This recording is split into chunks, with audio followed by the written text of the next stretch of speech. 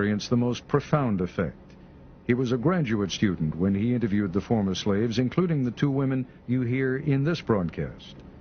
Himself interviewed just before he died in 1979, Falk was going on about how he believed in giving blacks the right to go to school, giving them the right to vote, giving them the right to go into anything they qualified for. And then he said he experienced an epiphany. I was sitting out on a wagon tongue with this old black man, and was telling him what a different kind of white man I was. I remember him looking at me very sadly and kind of sweetly and condescending and said, "You know, you still got the disease, honey. I know you think you're cured, but you're not cured. You can't give me the right to be a human being. I'm born with that right. Now, you can keep me from having that. If you've got all the policemen and all the jobs on your side, you can deprive me of it. But you can't give it to me, because I was born with it just like you was." And my God, it had a profound effect on me. I was furious with him. But the more I reflected on it, the more profoundly it affected me. And I realized this was where it really was. To tell you the truth, when I think of it today, I don't know how I'm living. I remember that just as well looked like to me, I can't. Been slaves all our lives, and mother was a slave, sister was a slave, father was a slave. They know nothing about reading right. All that I know, they teach you to mind your master and your missus. Mom and them didn't know where to go. You see, after she would go, just like he turned something out, you know. They didn't know where to go. They are haunting voices from the past, not actors reading a script or scholars reading a text, but the actual voices of men and women, Americans, who were born in slavery. My name is Fountain Hughes. I was born in Charlottesville, Virginia. My grandfather belonged to Thomas Jefferson. My grandfather was 115 years old when he died. And now I am 101 years old. Some people didn't have no beds when they were slaves. People would sleep on the floor. Had it here, had it there. Just like a lot of wild people. We didn't know nothing. Didn't like to look at no book. Harriet Smith, remembering what she saw as a small girl during the final days of the Civil War. We said, I stood on that picket fence all day long, seeing them soldiers going back to San Antonio and different places. Colored soldiers in droves. That's right along by our house. Our home is a two-story house, a white folks. These recorded memories were among thousands of interviews done with ex-slaves in the 1930s and 40s. Can you remember slavery days very well? Of course, I remember all our white folks, and all the names of them, all the children. Call every one of the children's names. Who did you belong to? Jim Bunton, the baby boy. The results of these digitally enhanced recordings are arresting, almost unbelievable.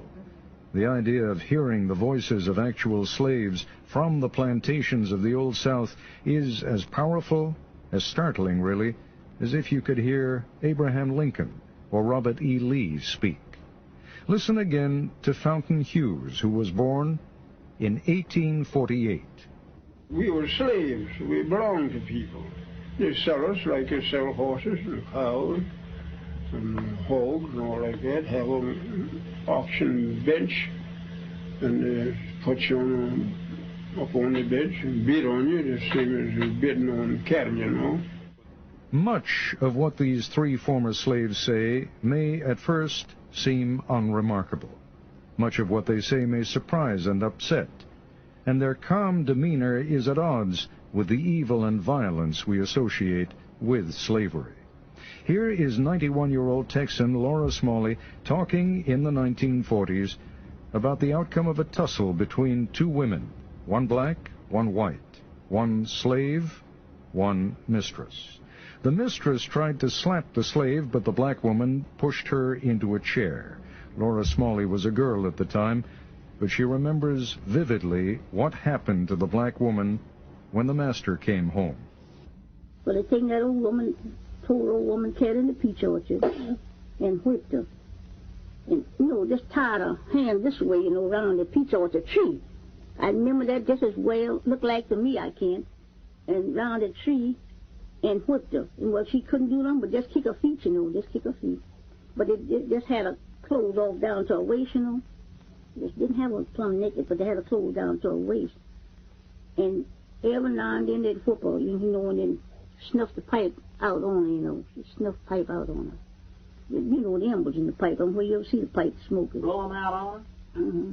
Good Lord. Mm-hmm.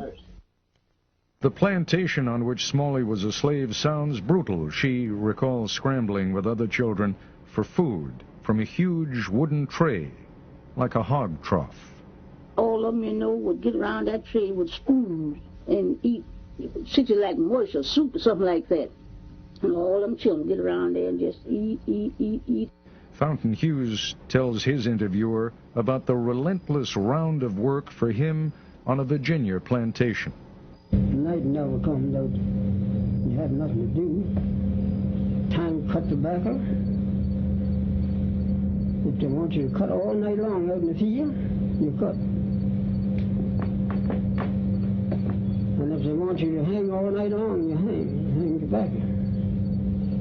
It didn't matter about your tired. Being tired, you're afraid to say you're tired. It was cotton, not tobacco, that solidified slavery, though. The invention of the cotton gin at the end of the 18th century made its processing easy, but the crop still needed enormous amounts of unskilled labor. Control of the slave and his labor through laws and regulations became paramount.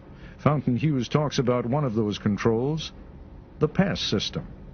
Now, I couldn't go from here across the street, or I couldn't go to nobody's house without I have a note or something from my master. And if I had that pass, that was what we call a pass.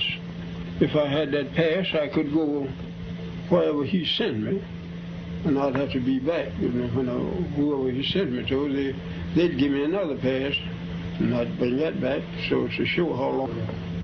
Even emancipation didn't truly free the slaves. Freedom freed slaves for more travail. The end of the Civil War found many cast adrift without skills and no place to go. And the Yankees who freed them weren't always seen as benevolent liberators. I remember when the Yankees come along and took all the good horses and took sold all the meat and flour and sugar and stuff out in the river and let it go down the river. And they know the people wouldn't have nothing to live on, but they done that. The ex-slaves left one hell for another, perhaps an even more dangerous one. No longer property, they didn't have the protections afforded property. When we were slaves, we couldn't do that, see? And if we got free, we didn't know nothing to do. And my mother, she hunted places and bound us out for $1 a month, but we didn't have no property, we didn't have no home.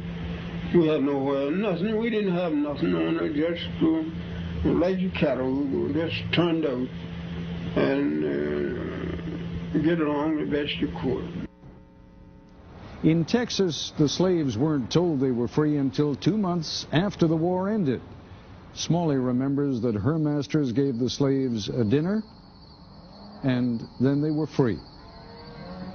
I don't know how the other side of the folks know freedom. We didn't know. They just thought, we're just feeding us, Them didn't know where to go. You see, after freedom broke, just like he turned something out, Didn't know where to go. But just where to stay. Didn't know where to go. Turn us out just like, you turn out cattle. In the narratives, the slaves used an interesting phrase for the end of slavery. They say, when the break came. Good times, easy times were not at hand.